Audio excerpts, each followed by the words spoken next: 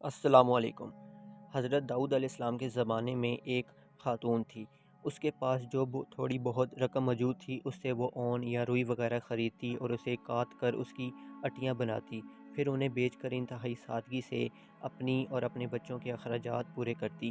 ایک دن وہ اٹیاں بنا کر بازار میں بیچنے کے لیے سر پر رکھے جا رہی تھی کہ اچانک تیزی سے ایک کوّا آیا اور ایک اٹی اٹھا کر لے گیا۔ وہ بے سہارا خاتون بہت رنجیدہ ہوئی اور حیران و پریشان حضرت داؤد علیہ السلام کے پاس آئی، اپنے تنگ حالات بیان کیے اور کوے کے اٹی اٹھا کر لے جانے کے واقعے کو عرض کیا، اور اس کے بعد کہا کہ خدا کی عدالت کہاں ہے؟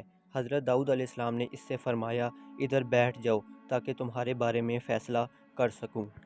ایک طرف یہ واقعہ پیش آیا اور دوسری طرف یہ ہوا کہ کچھ لوگ کشتی کے ذریعے دریا عبور کر رہے تھے کہ ان کی کشتی میں سوراخ ہو گیا اور پانی داخل ہو جانے سے کشتی کے ڈوبنے کا خطرہ تھا۔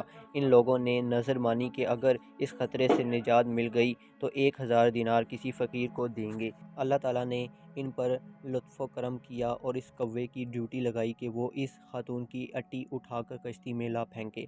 کوے نے ایسا ہی کیا۔ ان لوگوں نے اس سوت کی اٹی سے فائدہ اٹھایا اور کشتی کے سوراخ کو اچھی طرح بند کر دیا اور ڈوبنے سے نجات پائی۔ جب وہ لوگ ساحل پر پہنچ گئے تو اپنی نظر ادا کرنے کے لیے سیدھا حضرت داؤد علیہ السلام کی خدمت میں حاضر ہوئے اور 1000 دینار حضرت کی خدمت میں پیش کرتے ہوئے اپنے دریا سے نجات پانے کا پورا واقعہ تفصیل کے ساتھ سنایا۔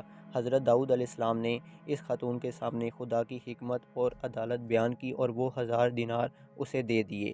وہ خاتون بہت خوش ہوئی اور سمجھ گئی کہ خدا سے زیادہ کوئی بھی عادل تر اور احسان کرنے والا نہیں ہے۔